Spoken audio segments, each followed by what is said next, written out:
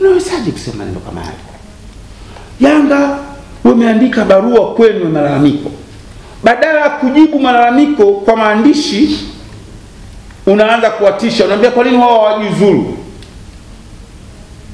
Wamefanya nini mpaka wajiuzuru? Wamefanya nini? Lakini nani atasema? Na wajua wote, nani atakayesema? Sema uone shughuli yake. Hata mimi nazungumza kwa niaba ya Yanga.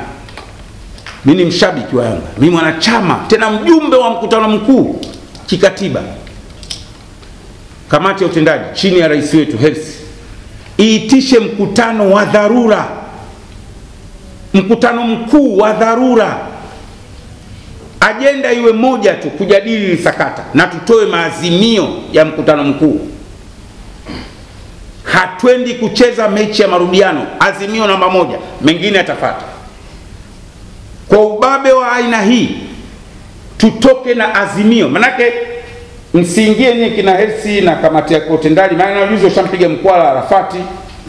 Msemaji wetu naye kishapigwa mkwala, sasa hivi naye pembeni. Sasa ili msiingie nyinyi kwenye hiyo mkwala, tuachie, tuleteni sisi mkutano mkuu wa wanachama wa dharura. Ibara 22 ya katiba yetu inaruhusu mkutano mkuu wa dharura wa wanachama. Semeni, tueni notice ya siku 14, siku 7, tukutane. Tuje na azimio. Yanga ni kubwa. Yanga ni kubwa. Haiwezekani rais wa TFF unakaa unashutumu viongozi wetu tumekaa kimya. Na kinachoogopesha ni kufungiana tu. Huwezi kukaa milele katika nafasi hizi ndugu zangu. Huwezi kuwa rais wa taasisi yoyote, wa nchi yoyote, ukakaa milele. Usitumie kiburi cha uongozi kuwadhalilisha wenzio, ujinga na utoto. Kwa sababu umesimamia kanuni. Ni ujinga huo, ni utoto huo. With due respect, Karia unaikosea mpira na unakosea Young Africans. Na hawa viongozi wa Yanga najua hawawezi kukwambia kwa sababu utawafungia. Mimi nakwambia umewakosea watu wa sura. Watu wanataka Yanga hawakutaka ugomvi. Bodi ya ligi asubuhi mwenyekiti wake kasema mechi ipo, hamna mtu kugoma. Sijui wakatumia kigezo gani. Sijui mpaka leo mimi najiuliza. Kamati ya saa 72 hukutana baada ya mechi kuchezwa. Walitumia kigezo gani kukutana kabla? Waliandaa ajenda gani? Wamekuja wamesema mechi imeahirishwa baada ya Simba kutishia kugoma. Alafu mnasema Yanga waje kwenye mechi nyingine. Tusimamie kanuni.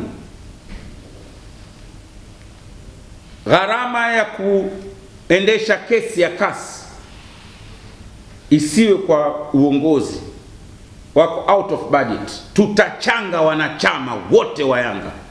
Na mimi nitaanzisha hiyo mchango. Isitoke senti 5 kwenye club. Kuonyesha hisia zetu. Wanachama na washabiki tuchange. Tutalipa. Kutombea $50,000 tutapata 100 million. Milioni 130, 140 tuchindi kushangishana. Lakini hili jambo nawaomba kamati ya utendaji chini ya mdogo wangu Hersi. Namjua rafiki yangu. Hersi, no compromise katika jambo hili. Simama upande wa wanachama waliokuchagua kwa kura za kutosha Julai 2022. Simama upande wa washabiki. Yani we stand na msimamo wa club. Itakutengenezea heshima. Una miaka mingi, una future kubwa kwenye mpira na medani nyingine. Na sehemu ya kuonyesha uongozi wako ni hiki kipindi. Stand na wanachama wako. Tutakuunga mkono. Na hakuna atakayekufungia. Watatufungia kinasie. Tanvizia mie kunitoa mbuzi wa kafara, haya. Watamtafuta msemaji mwingine, haya. Lakini wewe hakuna kufungia. Tutasimama na wewe. Mimi nakuahidi. Wala wewe simama na wanachama. Fanya research. Uliza wanachama wote wa Yanga au itisha mkutano mkuu next weekend uone stand ya wanachama. Basi wewe kasimame naye.